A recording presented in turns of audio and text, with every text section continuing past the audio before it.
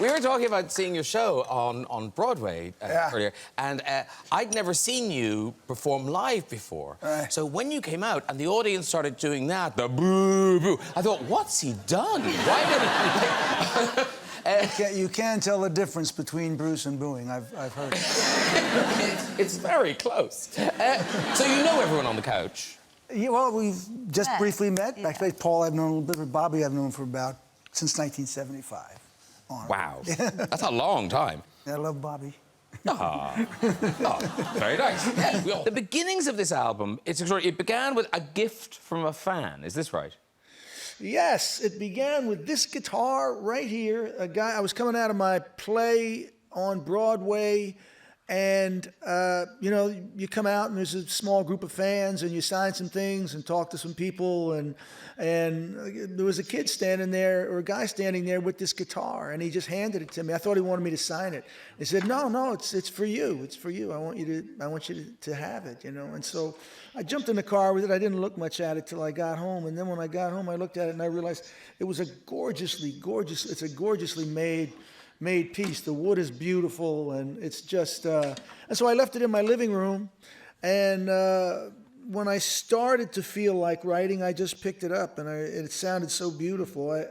Most of the songs from the record came out of it, so I owe a debt to my mysterious friend who handed this to me on the street in New York City. Because looking at the room, I sort of think if I was gift shopping for Bruce Springsteen, I probably wouldn't have gone for guitar. I'm always glad to have another guitar. You say that about, you know, getting people to listen to new music. Is that why your concerts are so long? Because you've got this back catalogue, but presumably you want to play the new stuff. So it's like we're in here for hours now. It's pure psychosis, the reason the concerts are so long, you know. Because 4 hours isn't uncommon. I do it. I don't like to. But you could stop. You know, so I shoot for 3, and sometimes we go a little bit longer, but it's just... Is that because your wife's in the band? So you're thinking, well, there's no home to go to, because she's here anyway. And those are the only 4 hours I actually get to be boss. So I've got to... You don't want to do it. I've got to do the best with them, you know. You know, those early gigs, those kind of pretty ropey venues. We played Sing Sing Prison. Yeah. Yeah, that was very strange. It was 22 was my manager's idea. He thought it'd be great publicity to play Sing Sing Prison. So we go in, and we're setting our stuff up, and there's a small auditorium, and there's one of the prisoners just sweeping the floor. He says, "Well, where's the girls?" He said, "Well, girls?" He says, "Yeah, I mean, you brought girls with you, didn't you?" "No." Just kept sweeping. You know? Kept sweeping. So usually, I guess, bands came and they had entertainment, you know. But, so we come out, all we see is like 500 prisoners. I'm doing my shtick, I'm doing everything I can, all I'm getting is... And finally I hit a high note on the guitar. I hear, beep, come out of the audience. I hit it again. Beep. Hit it again. Beep. Suddenly, a small group of prisoners opens up, guy steps up, goes into his shirt, and pulls out a tiny saxophone. Yeah, and starts to play it, and he could really play it. Wow. You know? I said, up on stage, he came up on stage, the place erupted into applause, and the rest of the night was fine. Yeah. Wow. So you met, I think, on the campaign trail, but then how did this great friendship develop? Well, Bruce very graciously agreed to appear at some of our campaign rallies when I was running for president. And the first one, I think, was in Ohio, and he brought his family, and I met everybody. And as I say in the podcast and the book, Bruce is actually kind of shy when you first meet him. He's kind of low-key, very charismatic when he's singing. Then he just kind of Doesn't say much I afterwards. fade into the wallpaper when I But he said a few things that made me think, you know, that there's something to this man, and ended up being friends. Yeah. And, you know, it's, like I say, it's a little rare. You don't make that many friendships later in life. It tends to be, you know, previous, you know, so it's, if you bump into somebody that you have some things in common with, and he happens to be the President of the United States, it was, you know. So it all worked out. And how does it work? I mean, can the two of you hang out? Like, could you go to a bar without there being an incident?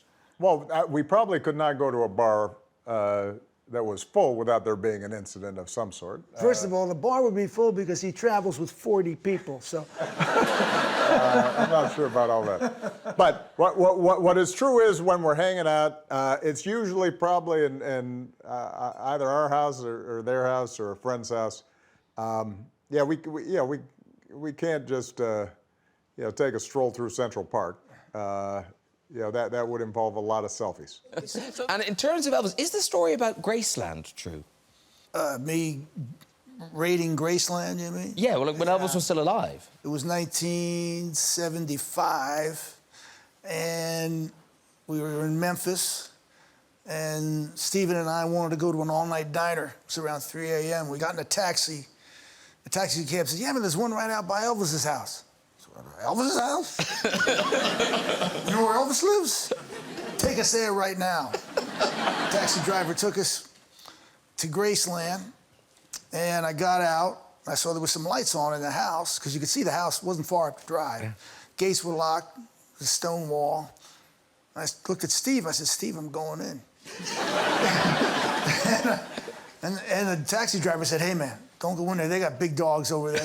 Don't go over that wall. I said, well, when's the opportunity gonna come again? I jumped over the wall, ran up the drive, got to the front door. I was just about to knock on the front door, and a security guy came out of the bushes. And he said, Dick, can I help you? And very casually, like, yeah. I said, yeah, is Elvis here? You know? He said, well, Elvis is in Las Vegas. I said, okay, well, can you tell him, and I generally don't like to do this, but that Bruce Springsteen was here. And he may not know who that is, but I was just on the cover of Time and Newsweek. For you young folks, they were magazines. He says, yeah, I was just, and could you tell him, yeah, I'll tell Elvis, and he came down and walked me out and let me out. That's as close as I ever got to Elvis Presley. Wow. Good.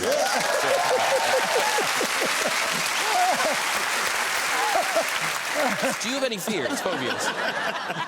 Save us, Bruce, save us. All right, I'm on stage in Texas, and it's a cool night. So I'm standing there, and I notice a bug about this big, a locust, just come on and sat on my microphone and is staring at me. And then I notice there's another one, and then another one, until the stage is filled with thousands of locusts. Oh my gosh. Everywhere. Everywhere. That's like the Bible. They were drawn. They were drawn by the lights and the warmth. And so I'm singing a song called My Hometown. It's a serious song. Yeah. I got the locust on my microphone. He goes to the top of my head. Oh my God. And slowly crawls down my neck, No. into my shirt, into the middle of my back. Oh. And I'm still singing. I can feel him back there. I finished the song. Walking off stage, my drummer says, that was incredible. I saw the locust go straight down your back, and you didn't even move. I mean, commitment.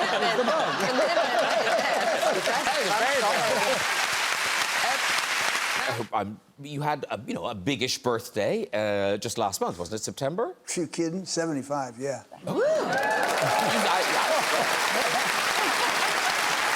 Yeah. So. That's good. Thank you, thank you. So, I've seen you do this tour. There's no whiff of a man in his 70s off you. You were at the prime, at the peak of your powers. Oh, but thank you. have you got a plan? Is there an exit strategy? When do you think, I'll know it's time when? Well, you've never seen a hearse with luggage on top.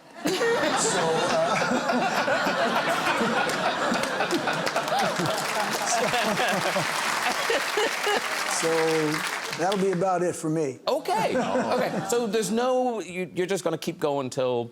Yeah. Till it's over. Good. Good. I'm glad. I like that attitude. Just keep going. Yeah. Even if people want you to stop, just keep going. It's also, why would you stop a job where thousands of people are screaming your name on a nightly basis? Yeah, I think I've had enough of that. And that image is kind of, the jeans, the T-shirt, Yeah. kind of working guy image you have. It's interesting that when you were a kid, what you loved were kind of the showmen, like Elvis and Jagger and all of that. I regret it to this day. I've never looked good dressed up. I look But didn't you practice the moves? I look ridiculous when I get really dressed up. I always wanted the gold lame suit, but no, it never worked for me. But you did practice like Jagger moves and stuff, didn't you? Well, every front man worth his salt has stood in front of a mirror at some point in time with either the broom or the tennis racket and spent hours just moving to little 45s in his room. So, yeah, that was a big part of my, my studies. Do you honestly get nervous before a big show like that anymore? You get what I would call anticipatory anxiety. Hey. So it's not quite the same thing as nervousness. It's a natural feeling to have before you are going out to challenge yourself and your audience. And, It's adrenaline. So if it wasn't there, something would be wrong with you. Yeah. And I doubt that you could do the job, But you say a great thing in the film about audiences haven't come to see perfection. Yeah, I think, people come to see a live show, and so that always entails, what's really interesting is when the band fucks something up. Now, the E Street Band's been together for 50 years next year, so it doesn't happen that much, but we switch around a lot of the songs going from night to night. So the audience is always most fascinated when they can tell something has gone dramatically wrong. It's sort of like that same feeling of you're driving into town, you get a flat tire, but then somebody comes along, helps you fix that tire, and you drive the rest of the way into town feeling great. Why would you feel great? You just had one of those. You had a flat tire to change everything. Yeah. Fucking up on stage is similar to that flat tire. And when you're done, the audience gives you a huge round of applause for embarrassing yourself, and everything's great. So it all works out. And you film it all in your own barn. Yes. Where is the barn? The barn is on my property in the great state of New Jersey. And you've never been there, I assume. But that's where it is, and Have you been in the barn, Robert? I've been to the property, the barn. Was I in the barn? nah. No. But he's been to the Good farm. night. It was a really good night. He's been to the farm. We've been all over the farm. Was I in the barn? No. And that image is kind of, the jeans, the T-shirt, kind of working guy image you have. It's interesting that when you were a kid, what you loved were kind of the showmen, like Elvis and Jagger and all of that. I regret it to this day. I've never looked good dressed up. I look But didn't you practice the moves? I look ridiculous when I get really dressed up. I always wanted the gold lame suit, But no, it never worked for me. But you did practice like Jagger moves and stuff, didn't you? Well, every front man worth his salt has stood in front of a mirror at some point in time with either the broom or the tennis racket and spent hours just moving to little 45s in his room. So yeah, that was a big part of my my studies. Tell me about, wasn't there a man who wanted to hear Drift Away? Do you know the man I'm talking about? He had a sign. I do. Tell the people what the sign said. It said, "I will give my left testicle to hear Drift Away." To whom? That is the question. Good question. That is the question. I certainly didn't want to be responsible for it, so we played Drift Away. Now, talking of fans, Bruce, I mean, you play the songs for the fans, but you do seem to go above and beyond. This was, I think, early, back in the 80s, I think. Do you know the story where you were, I think you were at a cinema, was it in Denver? St. Louis. St. Louis. So you're in a cinema in St. Louis. Take it away. Unless it's a different story. No, okay. Unless it's a different story, and you're thinking, he can't want me to tell this story. I was at a cinema by myself on an off night from the tour in St. Louis, watching Woody Allen's Stardust Memories. Okay.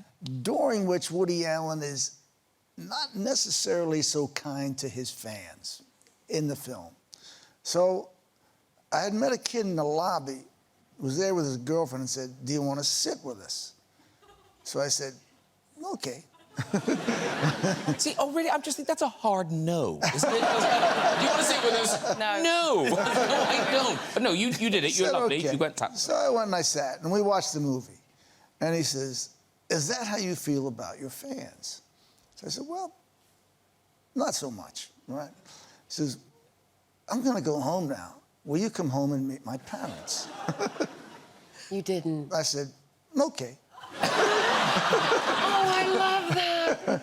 And so I went somewhere in St. Louis with this kid, and we walked in the door, and it's about 11 o'clock at night, and he says, Mom, I have Bruce Springsteen with me." And she goes, "Who?" No. And he runs in his bedroom and comes out with the album and shows her the album cover. She says, "Bruce Springsteen." And of course, then she goes, "Oh my God, let me make him some eggs." And so around midnight, I was sitting in a little house in St. Louis having some eggs with this kid and his mom. And I saw them for decades after that every time we came to town.